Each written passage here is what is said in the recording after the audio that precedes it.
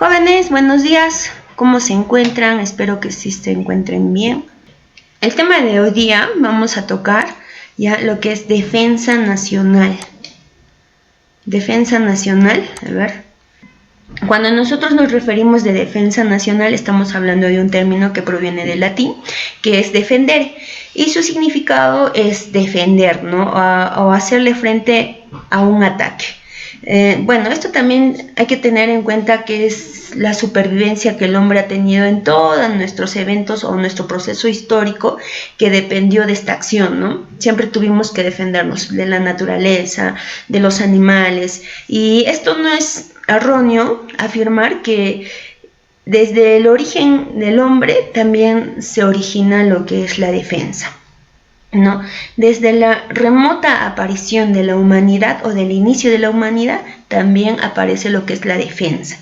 Entonces, con los siglos y ya asociados al concepto de la nación, este término de defensa extiende sus alcances, ¿no? Son más semánticos y se transforma entonces en una palabra que designaba una política de Estado y que esta visualiza la seguridad de toda una comunidad organizada, o sea, de su subsistencia y salvaguardar el desarrollo. Entonces, ve que es muy importante conocer lo que es la defensa nacional. Por lo tanto, bueno, en este caso solo defensa, ¿no? La defensa va a ser la forma de oponerse a una amenaza, a un peligro. La seguridad es mucho más existente y mucho más difícil que el ser humano pretende alcanzar.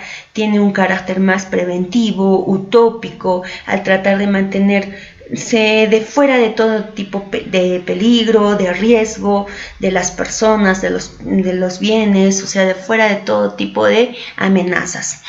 Las previsiones y las acciones que el Estado adopta para garantizar su propia existencia al mismo tiempo que es proteger el desarrollo que constituye el quehacer de la defensa nacional. ¿Ves cómo se van alineando estos dos términos sin darnos cuenta que por un lado debe estar la defensa nacional y por el otro lo que significa impulsar el desarrollo nacional? Entonces siempre van a estar aliados estos dos términos y sus acciones tienen que llevarse a cabo no solo como propio o dentro del territorio, sino también fuera de él, ¿no? Ahora que estamos constituidos una forma organizada que hoy conocemos que son los estados, entonces ahora tenemos que ver esa relación que tenemos con los demás países en el ámbito internacional. La defensa nacional, además de enfrentar los conflictos que tienen que hacer frente a las dificultades que surgen, ¿no? Como los desastres, las catástrofes o otros fenómenos que se ocasionan por la naturaleza o por la misma mano del hombre dentro de nuestro país, también tenemos que observar lo que está pasando afuera de nuestro país. Entonces, también decimos que la defensa nacional es una función ineludible y exclusiva del Estado. Esta constituye una función primaria, permanente e integral. Es un bien público, ¿ves? Porque nos concierne a todos los ciudadanos. Su acción es preventiva y de anticipación. Debe estar alineada y tener una relación lógica, coherente por las prioridades establecidas para la defensa de los intereses nacionales. La defensa nacional también reúne ciertas características. De ser un bien público, es un bien que se ofrece por igual a toda la población, ya que el Estado tiene la obligación de proteger a todos sus ciudadanos y sin hacer ningún tipo de diferencia. ¿Ves? Por eso es un bien público. Siendo la defensa nacional un bien público, será el Estado a través del gobierno el que tendrá la responsabilidad exclusiva, irrenunciable, indelegable de proveerlo, buscar siempre sus mejoras o sus mejores formas de hacer o garantizar su eficiencia y su eficacia. Asimismo, el gobierno debe propiciar la defensa nacional como bien público sea debidamente valorada dentro de la comunidad nacional. Y esto es un papel de todos. Aparentemente la responsabilidad total se le da al Estado, pero no, en realidad también el ser humano o el ciudadano en este caso también tiene esa responsabilidad. El concepto, por ejemplo, que nos da el SEDENA de Defensa Nacional dice, ¿no? Es el conjunto de medidas, previsiones, acciones que el Estado tiene que generar y ejecutar de forma permanente para garantizar la soberanía, independencia, integridad territorial, así como la protección de los intereses nacionales en el contexto de la seguridad nacional. ¿Te acuerdas que hablamos, ¿no?, de lo que era soberanía, garantizar la independencia, la integridad territorial? Entonces mira que esto también está relacionado, o la defensa nacional también está relacionado con los mismos conceptos que nosotros ya hemos conocido. Entonces acá ya es cómo va a ser el proceso de tomar esas medidas, previsiones y acciones que el Estado se responsabiliza ante los ciudadanos, ¿ves? Entonces aquí vemos que también la defensa nacional va a cumplir ciertas finalidades. Su finalidad para contribuir o lograr lo que es dar la seguridad nacional es, por ejemplo, garantizar y proteger la independencia, la soberanía, la integridad territorial, permitiendo al Estado actuar con autonomía en el ámbito interno y externo, libre de toda subordinación, de injerencia de cualquier otro Estado o potencia extranjera, ¿no? Es lo que uno debería de lograr. Pero alguien me puede decir, pero Miss, la realidad es diferente. Sí, por supuesto, tienes toda la razón. A veces por una situación económica tenemos ciertas influencias, no tenemos cierta dependencia ante otros estados. Luego también va a ser garantizar la plena vigencia de los derechos humanos y proteger a la población de las amenazas contra su seguridad, que van contra su seguridad. Entonces, ¿ves? Seguimos hablando con respecto a los derechos humanos, los derechos fundamentales de la persona. Es muy importante que nosotros también lo garanticemos, así como también cumplamos, ¿no? Por eso decimos que nuestros derechos terminan cuando inicia las de la otra persona. Ahora, otro aspecto, otra finalidad que tiene es enfrentar con éxito las resistencias y obstáculos que otros estados o actores no estatales opongan al logro o consecución de nuestros intereses nacionales, lo que significa que nosotros tenemos que romper todos esos obstáculos que nos van a obstaculizar para que nosotros sigamos impulsando y creciendo de acuerdo a los intereses nacionales que encontremos dentro de nuestra población. Otro aspecto es garantizar el ordenamiento público, jurídico, administrativo del Estado democrático de derecho, generando ciertas condiciones para lograr el desarrollo nacional y el bienestar de todos los peruanos. Entonces, ¿cuán importante será nuestro ordenamiento político? Porque ahora, por ejemplo, tenemos ciertas acciones que están pasando en la actualidad y nos forman inestabilidad. Entonces, lo mismo también, ¿no?, con respecto a lo jurídico, porque hay normas que no se cumplen, hay normas que no garantizan estos derechos. La defensa, la legítima defensa, por ejemplo, cuando es ejecutada por un miembro de la Policía Nacional del Perú o del Ejército ante la delincuencia. Entonces, vemos que todavía estas personas sufren ciertos obstáculos al cumplimiento de estas normas, ¿no? Entonces les dicen abuso de autoridad, etcétera. Entonces hay muchas formas en las que nosotros tenemos que conocer nuestras normas. Ahora, cuando hablamos de lo administrativo por el Estado, estamos hablando por esas condiciones que nosotros debemos de lograr para el desarrollo nacional y el mismo bienestar de nuestros peruanos. Luego también garantizar la concreción de los intereses nacionales, particularmente no relacionado a la biodiversidad, al medio ambiente, al uso sostenible de nuestros recursos naturales. Asimismo, el patrimonio, la infraestructura nacional frente a los desastres causados por los fenómenos naturales o por la acción del mismo hombre, ¿no? Los valores morales, los valores espirituales nacionales, respetando esas características multiétnicos que hoy por hoy inclusive ya se transgiversan de diferentes formas. Por ejemplo, la festividad de la Virgen de la Candelaria, ¿no? Entonces es una veneración que se hace inclusive a nivel mundial. Pero sin embargo, hay acciones que el mismo hombre realiza y hace que se pierda esta creencia, por no decirlo así, ¿no? Entonces, cuando decimos lo intercultural de la nación, es para propiciar el fortalecimiento de la cohesión social y la misma identidad nacional. Entonces, es muy importante impulsar para el Estado la identidad nacional que va a tener. frente a sus ciudadanos. Para esto también vamos a encontrar ciertas características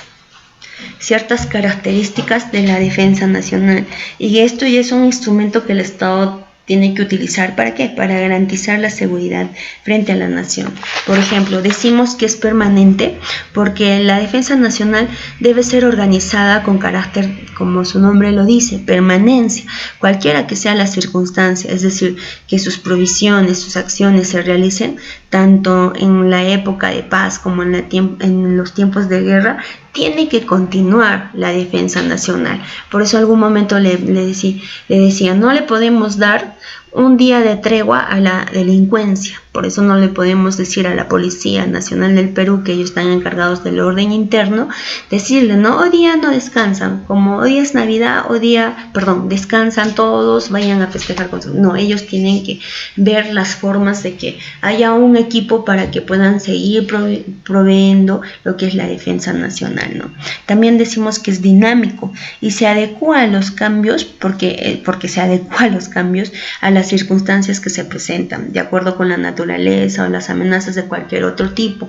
Por ejemplo, cuando fue la pandemia, ¿quiénes estuvieron afuera en las calles? La Policía Nacional, así como el Ejército Peruano, porque era parte de defendernos por un enemigo invisible, que no podíamos verlo, que no lo podíamos palpar y no sabíamos cómo combatirlo, ¿no? Entonces teníamos que nosotros de alguna manera adecuarnos a ese cambio, ¿no? También decimos que es integral y decimos que se compromete a todo quehacer nacional, así que todas las personas naturales, jurídicas del país hacen frente a estas crisis o a estas amenazas que se producen o aparezcan en los ámbitos internos o externos. Entonces, por eso decimos que es integral. En la misma pandemia también nos ha enseñado esa integridad, ¿no? Por ejemplo, cuando nos tuvimos que de alguna manera todos proteger, y esto fue tarea de todos, en el sentido de que nos dijeron de que tenemos que andar con los barbijos, algunos usar alcohol, ¿no? Entonces fue integral, de norte a sur, de oeste a oeste, tuvimos ciertas reglas que nosotros cumplimos. Ahora, también decimos que es sistemática, ¿no? Sistemática. ¿Por qué? Porque se prepara, se ejecuta a través de un sistema de seguridad y también a través del sistema de defensa nacional, que comprende los más altos organismos responsables de la defensa nacional, bajo la dirección del presidente de la República. El sistema funciona bajo una orientación común sustentada en la doctrina de seguridad y defensa nacional.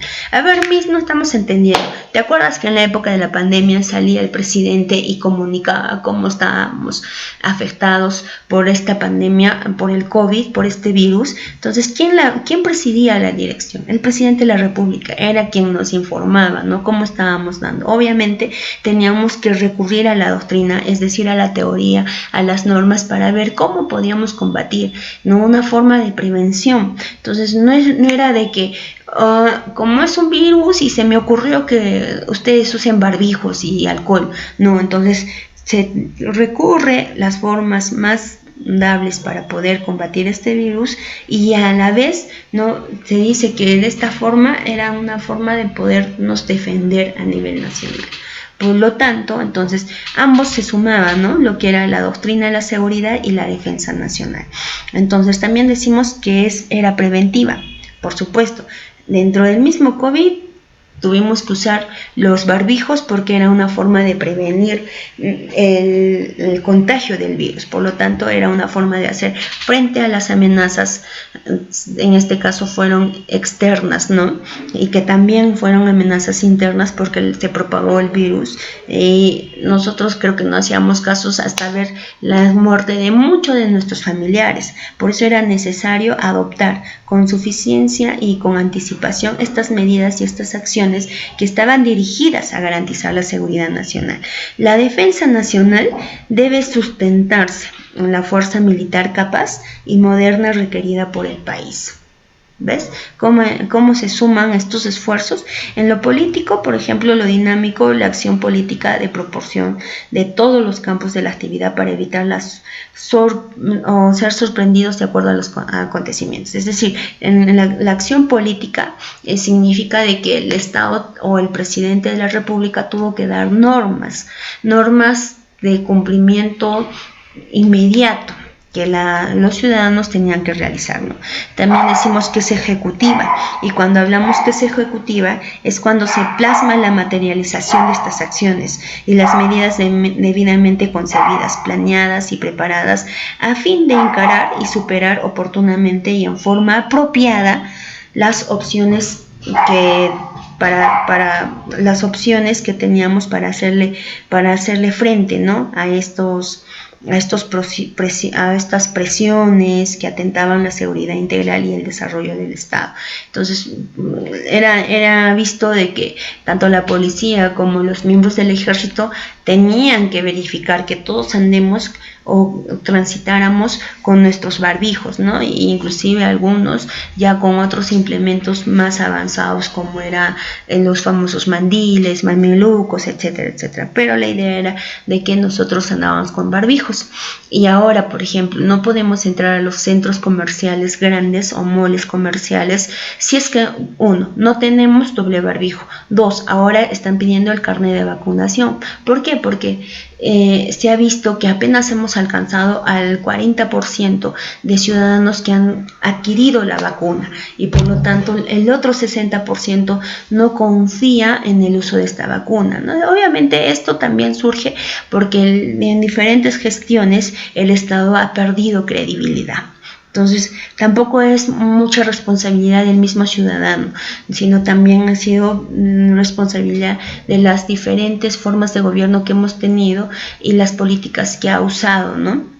Entonces ahora mismo ha salido otra denuncia contra un presidente de turno en el cual se ha visto que el consumo de ciertos productos o la entrega de ciertos productos esterilizaba a las personas, ¿no? Entonces ahí también vemos que eso ya es un atentado contra la dignidad humana de las personas, contra la dignidad de la mujer, etcétera. Entonces ahí vemos una acción pública o a través de una política de Estado que aparentemente estaba mal dirigido, ¿no? Entonces, ese es otro problema. Ahora, decimos también que es obligatorio porque hay un acuerdo en el artículo 163 de la Constitución Política del Perú, donde dice: toda persona natural o jurídica está obligada a participar de la defensa nacional y a la conformidad de la ley. Es decir, también, como les digo, todas las personas somos parte de la seguridad nacional. Así es que es importante que nosotros también acatemos las normas en las cuales nosotros vamos a, de alguna manera integrar esa defensa, ¿no? Ahora, vemos el conflicto y las vías de la acción de la defensa nacional. El conflicto es la relación de oposición entre dos o más partes, cuyos protagonistas tienen que tener objetivos antagónicos. Por ejemplo, ustedes conmigo tenemos intereses diferentes. Ustedes quieren aprobar el curso.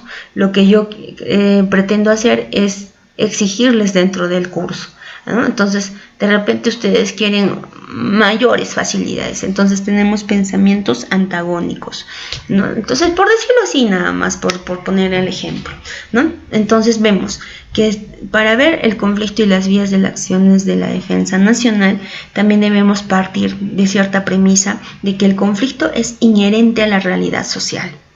Inherente, nosotros lo vemos de forma inmediata, que por tanto se halla en toda relación entre las personas, ya es dentro de nuestra familia, ya es dentro de nuestro aspecto académico. Me imagino que cuando ustedes hayan determinado qué van a elegir como tema de sustentación, por ejemplo, ayer trabajamos con 2 grupos, ¿no?, que ya entendieron, porque estaban pensando, creo, hacer una monografía. Entonces vemos, ¿no?, que dentro de lo que opinaban estaban teniendo ideas diferentes, y ahí, ¿no?, empieza el conflicto de las personas. Entonces basta el hecho de que nosotros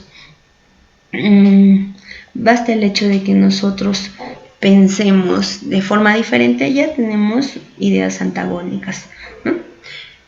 Ahora, también decimos que nosotros nos hallamos siempre,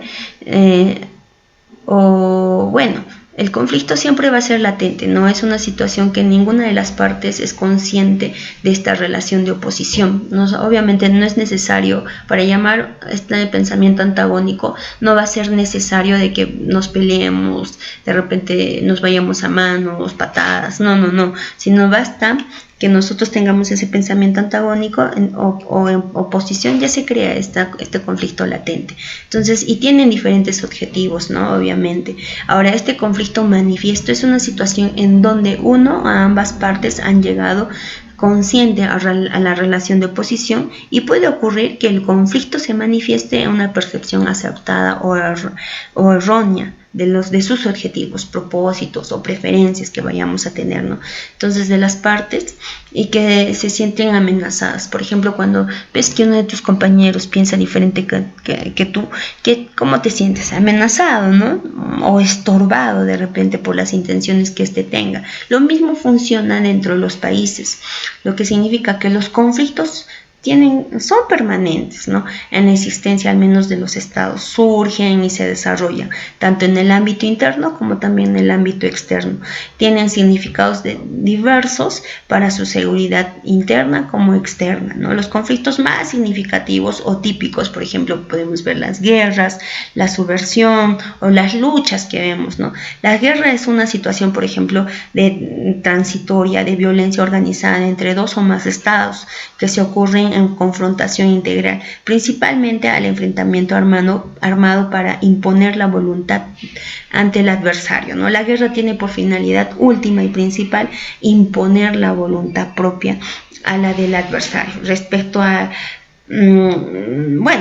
poner, ¿no?, la idea dentro del adversario. Y lo estamos viendo, por ejemplo, en la guerra de Afganistán con Estados Unidos. Entonces es una forma de observarnos en pleno siglo XXI este conflicto bélico, ¿no?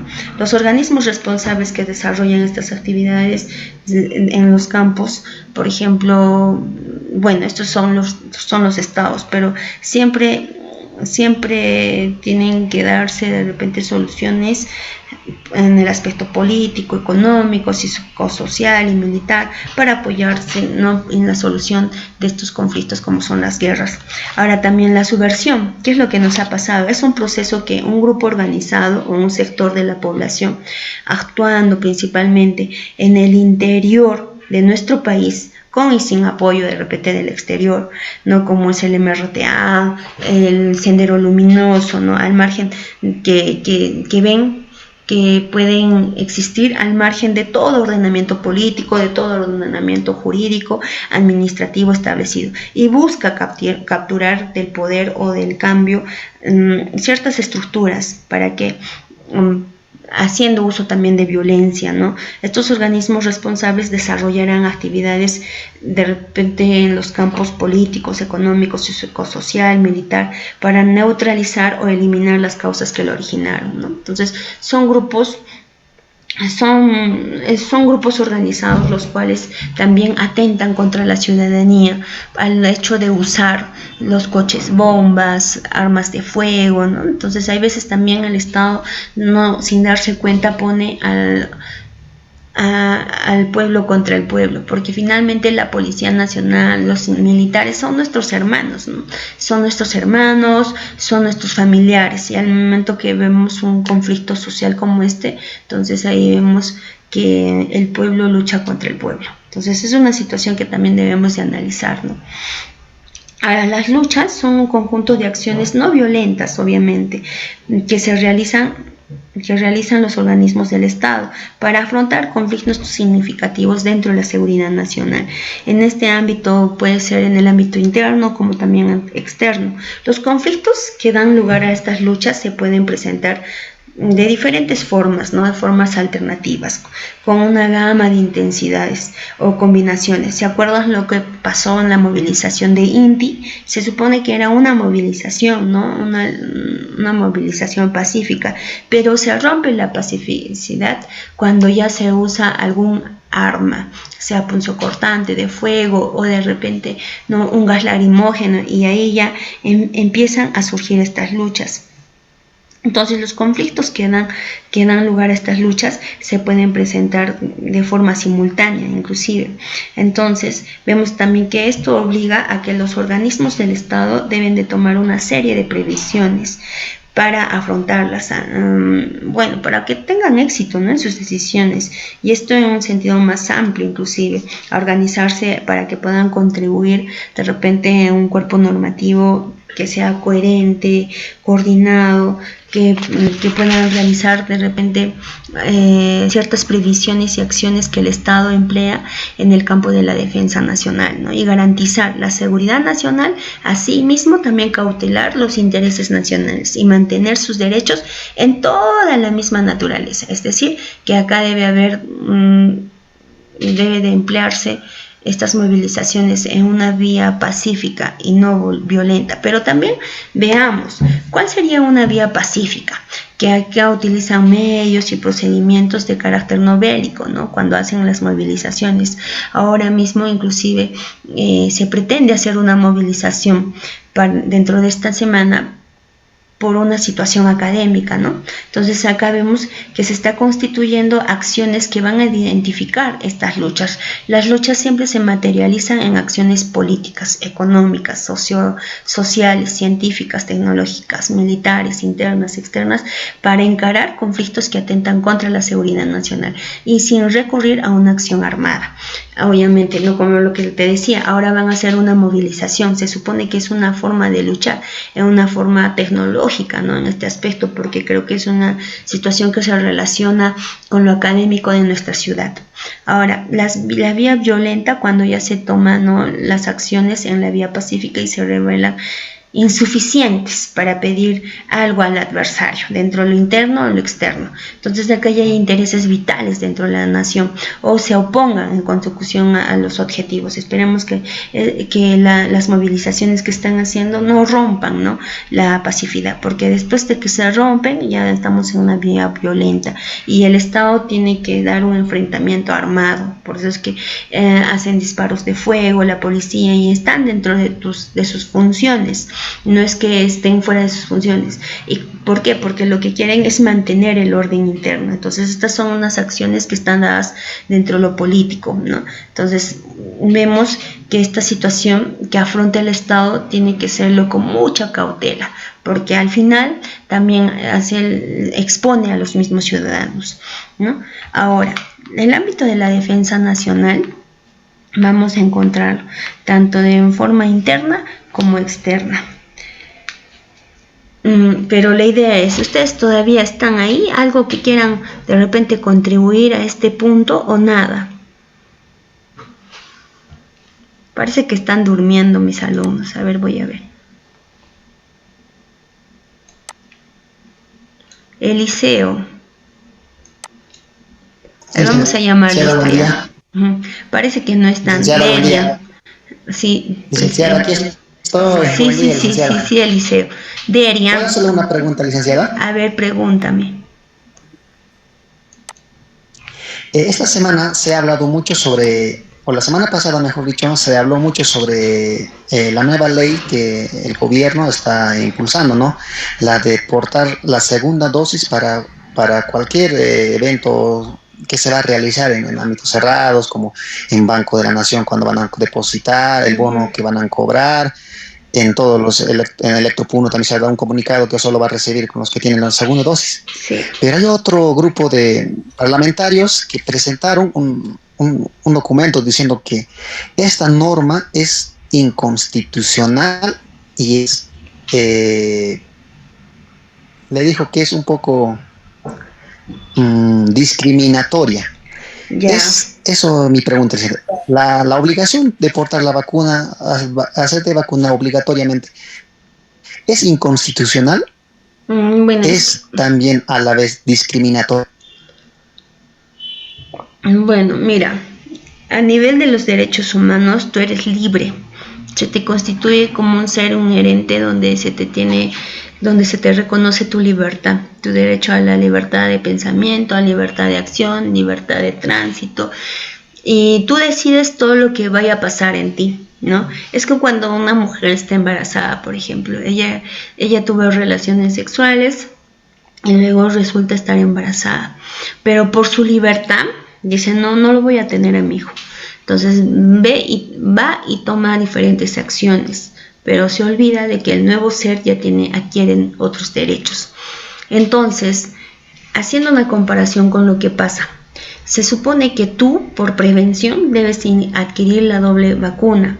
¿Pero qué surge dentro de la población? Ya no hay confianza dentro de los gobiernos de turno, porque ya mucha gente te dice, no, hay, por ejemplo, opiniones muy populares en las cuales te señalan que si te vas a poner la vacuna, te vas a morir acá a los 2 años, o te vas a enfermar más rápido, ¿no? Entonces, ¿qué es?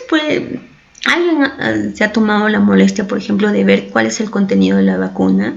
El contenido de la vacuna es el mismo virus donde están haciendo que tus defensas puedan adaptarse y eliminar el virus, ¿no? Puedan contrarrestar el virus, y si es que tú por una u otra forma te enfermaras por el virus, tu organismo tenga que contrarrestar la presencia del virus. Pero sin embargo, el bien social siempre prima sobre el bien privado, o el bien público prima sobre el bien privado. Lo dice un constitucionalista muy conocido como Enrique Bernales Ballesteros, donde integra, si tú vas a causar mayor daño a personas, a muchas personas, con la decisión de uno, entonces tienes que ver que la norma salvaguarde a mayor cantidad posible, ¿no? Por ejemplo, aquí te dicen, no puedes ingresar si no tienes la doble vacuna a cualquier sitio público. ¿Por qué? Porque están defendiéndose del virus. No, yo no lo veo tan anticonstitucional, ¿no? Pero sí veo que acá hay un vacío constitucional en el cual, donde te dicen a ti, oye, ¿sabes qué? Tú eres libre independiente de tomar cualquier decisión que esté relacionado contigo. Es como la mujer embarazada, lo que te decía, ella es libre de tomar cualquier decisión que esté en su integridad, ¿no? Entonces, bueno, decidí abortar, y decidí abortar, ¿no? Pero esto en la realización o en la acción que ella vaya a hacer es negligente, que va contra las leyes con respecto al nuevo ser. En el caso de que tú no quieras ponerte, por ejemplo, la vacuna, también tú estás actuando de forma negligente, porque tú puedes afrontar de repente por tu forma de alimentación o por tu forma de crianza, etcétera, etcétera, ¿no? Tú has superado el virus, pero no sabes cómo puedan superar a las otras personas, y obviamente tú vas a tener este contacto con las otras personas. Yo veo que ya se están dando fiestas sociales, ya están dándose sus reuniones, ahora viene la Navidad y lo más probable es que dentro de la Navidad vayamos a visitar a nuestros familiares, es fin de año, veo que existen, ¿cómo se llama? Cuando terminan un siglo de educación, fiestas de promoción, ¿no? Ya se están yendo. Ahora, yo no sé si ustedes sepan, pero si es que han leído un poquito más la información de los periódicos con respecto al COVID, otra vez están subiendo el índice de contagio y el índice de muertes. Obviamente no como la primera vez, pero sin embargo ya está aumentando las muertes de las personas, ¿no? Por ejemplo, yo estoy un poquito más informada de Yunguyo, debido a que tengo un familiar de que trabaja ahí, ¿no? Conversábamos ayer, he tenido 3 muertos en esta semana por el COVID, me decía. Entonces, había una temporada donde ya se neutralizó esto, y 3 muertos yo creo que es mucho para una semana por el COVID. Y así, con estas reuniones vamos a aumentar también estas situaciones, pero la idea es de que tú, a través de las vacunas, actúes de forma de prevención, y es una forma de hacer defensa nacional, porque tú estás viendo, ¿no?, en todos los ámbitos de cuidarte sobre la amenaza de este virus, y también estás resguardando a tus familiares, y tus familiares de repente en la misma comunidad, porque tú integras con el niño, y recuerda que el niño es quien más que con mayor facilidad afronta el virus. Por eso es que no ha habido muchas muertes dentro de esta población, ¿no? Entonces, pero ese mismo niño tú lo llevas a determinados lugares, a los mercados y todo eso, y pueden ser portadores del virus. Entonces, ¿qué estás haciendo? Estás atentando, estás exponiendo a la población. Entonces, mucho anticonstitucional no lo veo. Y te acabo de leer la norma en el artículo 163, si es que mal no recuerdo, donde decía, ¿no?, dentro de la Constitución dice: toda persona natural está obligada a participar en la defensa nacional. Está obligada, te dice. Si no, te tendré que denunciar por exposición a la comunidad, ¿no? Entonces, desacato a la autoridad. Se supone que las vacunas son gratuitas y nada te impide utilizarlas. Pero como te digo, también hay un descontento de la población en el cual ya no confía en estas nuevas políticas del Estado, y no sabemos, ¿no?, si es que más adelante se pueda cumplir, que realmente todos tengamos que morir a los 2 años de cumplido al ponernos nuestra vacuna. No sabemos si es mito o realidad, ¿no? Entonces, crea todo eso una incertidumbre. Es como la situación económica, ¿no? Ahorita, por la situación política en la que nos encontramos, el dólar estuvo subiendo, ¿verdad? Y entonces ahorita ya cuesta, creo, a 4 soles 10 el dólar. ¿Por qué? Porque las inversiones privadas no venían. Y lo mismo va a tener y causaba cierta inestabilidad.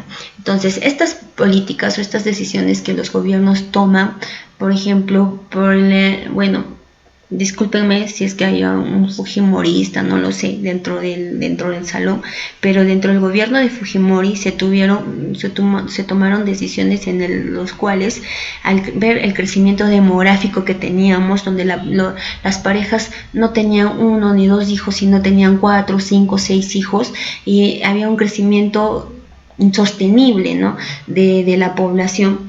¿Y qué hicieron estos personajes? Entonces tuvieron que, a través del vaso de leche, a través de políticas que optaron, ¿no?, en el caso del amarre de las trompas y todo eso, esterilizaron a muchas personas, ¿no?, y mal informaron. Decían, ¿no?, que te iban a amarrar las trompas y después las iban a desamarrar y no sé qué, y podías tomar tu decisión cuando podías tener un hijo.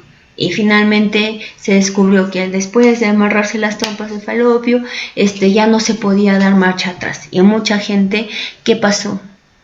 Se encontró inestable. Y es lo mismo que está pasando con las vacunas, ¿no? Ya no hay esa confianza ni esa credibilidad.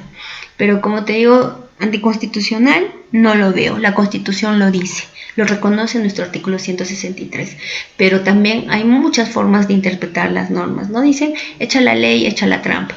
Entonces ahí tenemos que ver cómo llevarlo todo. Ahora, de forma discriminatoria, sí, pues, porque y sí tienen razón, porque se supone que, como te vuelvo a decir, tú eres un ser libre de todo, de todas las formas.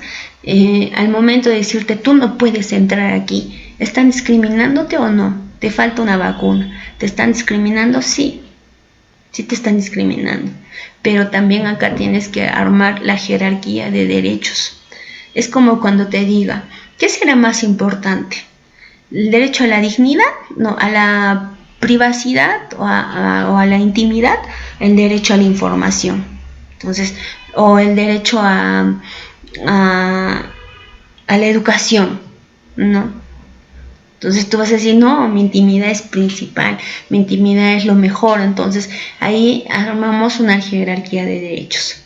Entonces, en este caso, por ejemplo, lo privado se opone a lo público, ¿no? Como lo que era el uso de la vacuna. Acá lo público se opone a lo privado. Entonces ahí tenemos que armar la jerarquía de derechos.